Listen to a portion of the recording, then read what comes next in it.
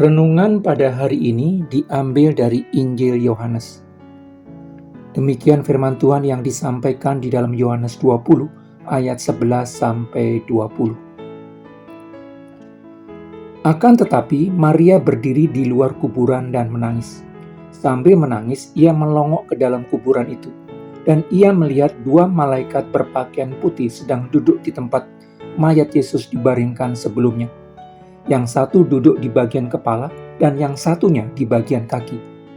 Kedua malaikat itu bertanya kepada Maria, "Perempuan, mengapa kamu menangis?"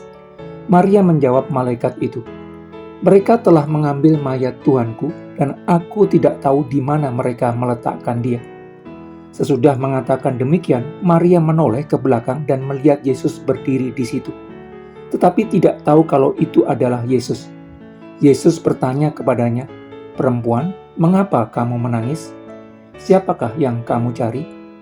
Karena mengira ia adalah penjaga taman, Maria berkata kepadanya, "Tuan, jika Tuan telah memindahkannya, beritahulah aku di mana Tuan telah meletakkannya, dan aku akan mengambilnya." Yesus berkata kepadanya, "Maria." Maria pun berpaling dan berkata kepadanya dalam bahasa Ibrani, "Rabuni," yang artinya guru. Yesus berkata kepadanya, "Janganlah kamu memegang aku karena aku belum pergi kepada Bapa. Akan tetapi pergilah kepada saudara-saudaraku dan katakan kepada mereka, aku akan pergi kepada Bapakku dan Bapamu, kepada Allahku dan Allahmu." Maria Magdalena pergi dan memberitahu murid-murid, "Aku telah melihat Tuhan," dan bahwa Yesuslah yang telah mengatakan hal-hal ini kepadanya. Ketika hari itu sudah malam, yaitu hari pertama dalam minggu itu, dan pintu-pintu tempat para murid berkumpul tertutup karena mereka takut kepada orang-orang Yahudi, Yesus datang dan berdiri di tengah-tengah mereka serta berkata, "Damai sejahtera bagi kamu." Sesudah mengatakan demikian, Yesus menunjukkan tangan dan lambungnya kepada mereka. Para murid sangat bersukacita ketika mereka melihat Tuhan.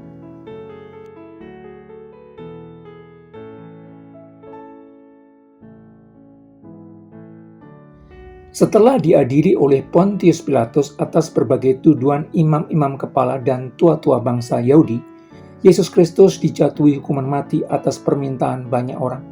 Yesus Kristus lalu dihukum mati dengan ditancapkan di kayu bersilang di Bukit Tengkorak bersama para penjahat yang berbuat kejahatan berat. Beberapa saat setelah ditancapkan di kayu salib, Yesus menyerahkan nyawanya kepada Allah Bapa. Mati. Kematian yang tergolong cepat bagi orang yang dihukum dengan disalib. Kematian Yesus Kristus dibarengi dengan matahari yang tidak bersinar selama 3 jam dan gempa bumi serta bukit yang terbelah. Pada saat yang sama, tirai ruang Maha Kudus di Bait Allah terbelah menjadi 2. Kematian yang dibarengi dengan peristiwa alam dahsyat.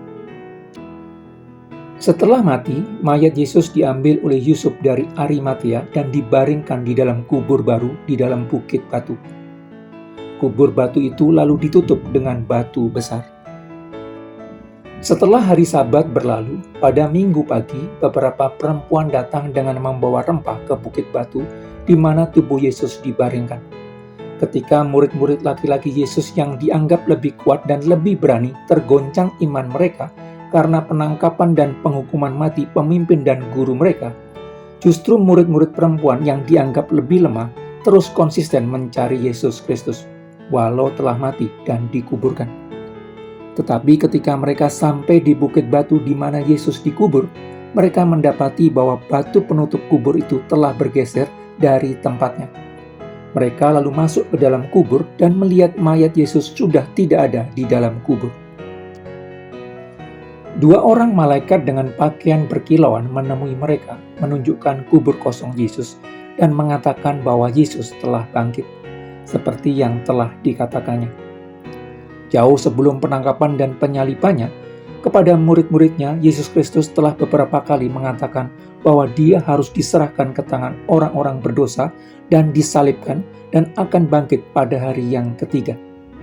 Bahkan kepada para ahli Taurat dan orang Farisi, Yesus memberikan tanda Nabi Yunus ketika mereka meminta tanda darinya. Nabi Yunus yang ditelan ikan besar dan setelah 3 hari berada di dalam perut ikan, akhirnya dimuntahkan. Merupakan gambaran bahwa Yesus akan mati dan berada di alam kematian lalu dibangkitkan setelah 3 hari. Maka ketika perempuan-perempuan muridnya datang ke kubur Yesus, malaikat itu mengatakan bahwa Yesus telah bangkit sama seperti yang telah dikatakannya.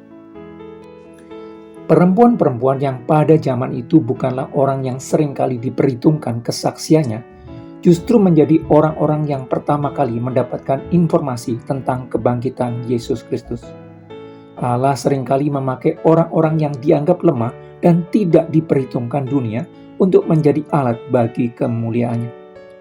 Selain informasi tentang kebangkitan Kristus, apa yang disampaikan malaikat tersebut merupakan teguran karena mereka tidak mengingat dan mempercayai apa yang telah dikatakan Yesus Kristus sebelumnya.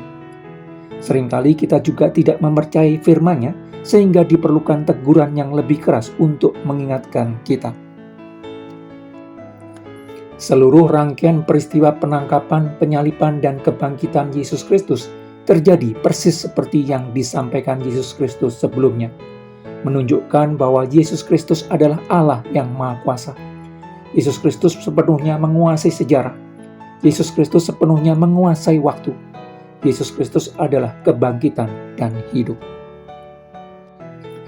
Sebab sama seperti maut datang karena satu orang manusia, demikian juga kebangkitan orang mati datang karena satu orang manusia. Karena sama seperti semua orang mati dalam persekutuan dengan Adam, demikian pula semua orang akan dihidupkan kembali dalam persekutuan dengan Kristus. Kebangkitan Yesus Kristus dari antara orang mati merupakan fondasi dari pengharapan orang percaya. Kebangkitan Kristus adalah tindakan Bapa sebagai hakim dan Anak sebagai pemenang. Kebangkitannya menunjukkan bahwa Bapa menerima kematian Yesus Kristus anaknya sepenuhnya untuk menebus kita. Bahwa Ia menang atas maut, kubur, dan semua musuh rohani kita. Kebangkitannya juga merupakan jaminan kebangkitan kita sendiri. Karena ada kesatuan yang tak terpisahkan antara Kristus dan kawanan dombanya. Melalui kematian dan kebangkitan Kristus, kita telah ditebus dan telah dibenarkan. Melalui kematian dan kebangkitan Kristus, kita telah diberikan hidup baru yang penuh dengan pengharapan. Terpujilah Tuhan.